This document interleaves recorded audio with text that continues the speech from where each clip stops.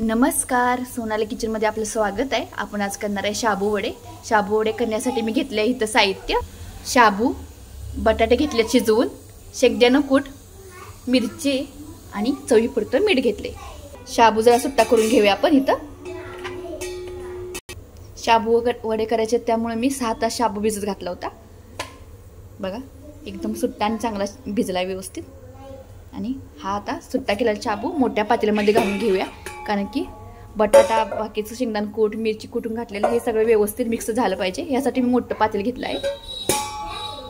बटाटे सोलून घेऊया आता। बटाटे सोलून झालेत आणि ह्या किसणीनं आपण ह्यामध्ये किसून घेऊया, म्हणजे एकसारखं होतंय।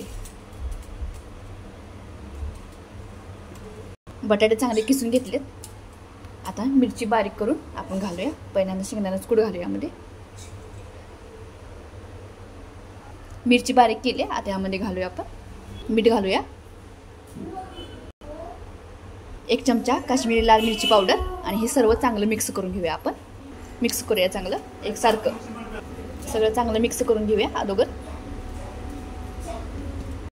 गोळा करून घेतलाय। आता 5 मिनिटासाठी हे मुरण्यासाठी ठेवूया।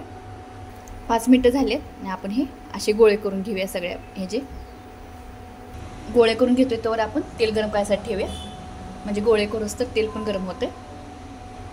मी एवढे वडे करून शेप करून घेतलेत ह्याचे। आता जेवढे लागणार आहेत तेवढेच मी करून घेतलेत। हे तेल गरम झाले का बघूया। तेल गरम झाले, आता आपण हे वडे सोडून घेऊया।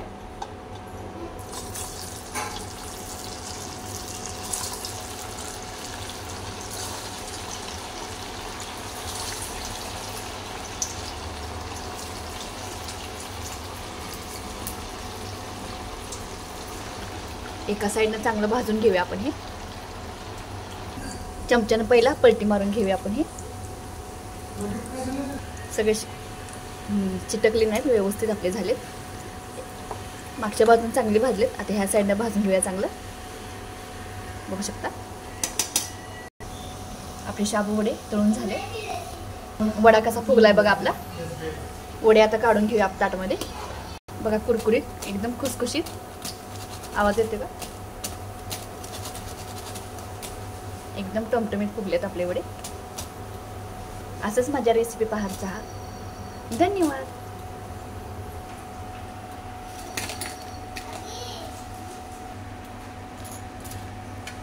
एकदम खुसखुशीत आणि कुरकुरीत झाले बघा।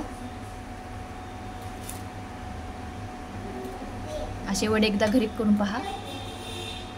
माझ्या चॅनेलला सबस्क्राईब मात्र करायला विसरू नका।